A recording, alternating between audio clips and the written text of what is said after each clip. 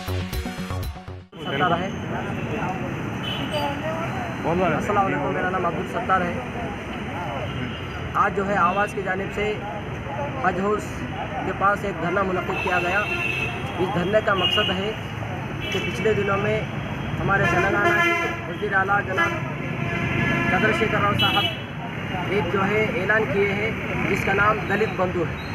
दलित बंधु के ज़रिए दलितों को फ़ायदा पहुंचाने की ये स्कीम है। बेशक बहुत अच्छी स्कीम है। जिस तरह स्कीम जो है ऐलान किया गया है उसी तरह से माइनॉरिटी स्कीम, माइनॉरिटी बंधु का भी स्कीम ऐलान करके मुसलमानों को मुस्तहक़ करने की आवाज़ की जानिब से हम मुतालबा करते हैं। ये मुतालबा इसलिए कि पिछले दिनों में केसीआर साहब खुद जो है ऐलान किए थे कि मुझे एक मौका दीजिए, 4 महीने में 12% रिजर्वेशन दे के रहूँगा, अगर नहीं दे सका तो मैं जो है अपनी गर्दन काट लूँगा करके कहे थे। और ज़रूरत पड़ने पर कानून में तरमीम करके जंतर मंतर के बाद धरना करके 12% रिजर्वेशन दे के रहूँगा करके वादा किया। इस मामले में हमारे मोहतरम होम मिनिस्टर साहब से हम मुलाकात करके दरख्वास्त दिए तो आपने कहा अभी जो है नया तेलंगाना है, नए चीफ मिनिस्टर है, नई हुकूमत है, ज़रा वक्त दीजिए, करेंगे, हमारे साथ वादा करें तो मुखरने वाले नहीं है करके होम मिनिस्टर साहब ने भी कहा। लेकिन 7 साल का अरसा गुजर गया, आज तक जो वादे आपने किए हैं उन वादों में से एक भी वादा अमल नहीं हुआ।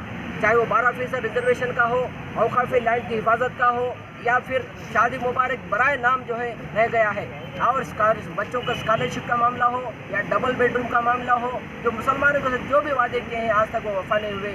उन वादों की अमलावरी के लिए आज जो है तंजीम आवाज़ यहाँ पे हज उसके बाद धरना मुनक़्क़िद कर रही है। और गुजारिश करिए केसीआर साहब से कि जिस तरह दलित बंधु का ऐलान करके दलितों को फ़ायदा पहुँचाने की जो स्कीम आप लाए हैं, बेशक उसी तरह से जो है माइनॉरिटी बंधु का ऐलान करके जो मुसलमानों को, जो गरीब तबका है, जो मुसीबत ज़दा है, जो परेशान हाल है, ऑटो भी जो है फाइनेंस पे लेकर जो चलाते हैं, जो घर चलाते हैं, ऐसे लोगों के जो है मुसीबत पहाड़ के जैसा आप पर पड़ी है, क्योंकि फाइनेंसर किस्तें ना बनने की सूरत में ऑटो खींच कर जो है वापस ले जा रहे हैं। ऐसे लोगों को जो है हम फ़ौरन जो है दलित बंधु की तरह माइनॉरिटी बंधु का भी ऐलान करके इन मुसीबत ज़्यादा लोगों को जो है फ़ायदा पहुंचाने और माशी तौर पर इनको मुस्तहकम करने की हम जो है आवाज़ की जानिब से डिमांड कर रहे हैं। अगर आने वाले दिनों में अगर ये अमल नहीं हुआ तो आने वाले दिनों में बड़े पैमाने में आवाज़ की जानिब से एहतजाज जारी रहेगा करके केसीआर साहब से हम मुतालबा करें।